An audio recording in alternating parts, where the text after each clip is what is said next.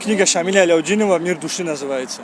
Ну, книга о том, о взаимоотношении религии и повседневной жизни. Как, например, наша религия влияет на нашу жизнь. Например, на наш круг общения, на наших друзей, на наших, например, матерей, как мы к ним относимся, или как мы к себе относимся. Даже на то, как мы себя самокритикуем. Если мы себя самокритикуем, значит, мы над собой работаем, над своими ошибками. Значит, мы знаем, в чем у нас есть минус и в чем у нас есть плюс. کدام کتاب ها را؟ مسائل مبهم شرق موسیقی تاجیکستان در کتاب میرزا شکوردی. بار اخیر گیم بغداد بیشتر همین کتاب‌های چی خوندم. بله. مسائل مبهم شرق موسیقی. میتوانید جاهای مهمش که به خودتون پسند اومد امون را کمی شرح دید. جاهای مهمی همون بیشتر با من همین مسائل مبهم شرق موسیقی بیشتر در ساحه همین سیاست بحث بین همین دولت‌های ابرقدرت که هستند. این در زمان‌های موسیقی بیشتر همونها با من دقت جلب هستند. موقع‌های با ابرقدرت دولت‌های زمانی موسیقی از قبل ایالات متحده آمریکا فدراسیون روسیه و دیگر دولت‌ها بود. دیشب کدام کتاب بود؟ ابو علی بن سینا. کدام کتابش؟ قانون فی طب. میتواند کمی از جای خوانده‌تان جایی که به شما پسند آمد؟ درباره آب خواندم. میتواند کمی بگویید؟ خلاصه اتون رو. خلاصه آب برای آدم فایده دارد.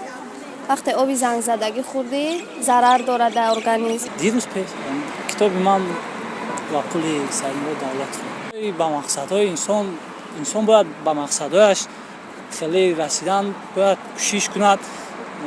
در آن یک سخن خوب بود چی بود که انسان وقتی که همون کتاب را چند زیاد مطالعه کرد همون قدر بیشتر از آن چیزهای منفعتناک میگیرد.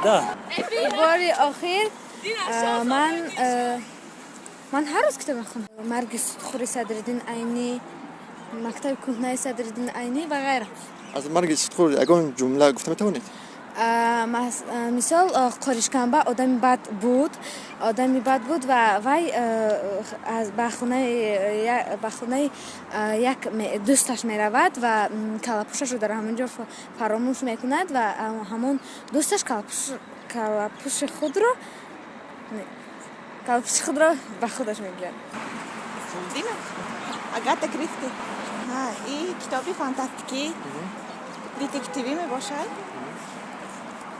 اقرای راجر کشته میشد امونا مردگیش کی کشت امونا میابند. شما بار آخر کی مشغول مطالعه کتاب گرده بود و آن کتاب چی نام داشت؟ شما چی؟ شما بار آخر کی مشغول مطالعه کتاب گرده بود و آن کتاب چی نام داشت؟ بار آخر کتاب مثنوی معنوی را. مؤلف مثنوی معنوی کیست؟ مولانا جلال‌الدین بلخی. که خاطرم نمیاد. اخرام با قرآن خونده بودم. کتاب من و پول سید مراد دولت. ما میخواهم که ملتش پیش رود برای ملت برای بیزنس در مردم فهمیدن برای کار کردن. بار آخر کی کتاب خونده بودی؟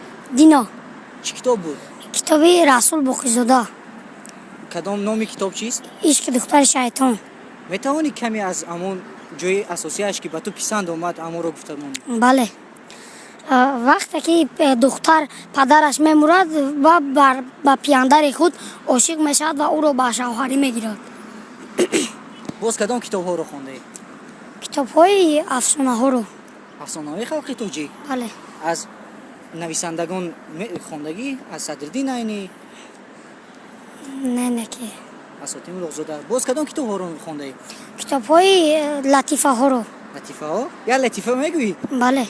یعنی مرد با پسرش میگوید پسرم کدام درس با تو مشغول است، بیشتر با تو مشغول است، میگوید که درسی که معلمش بیمار است.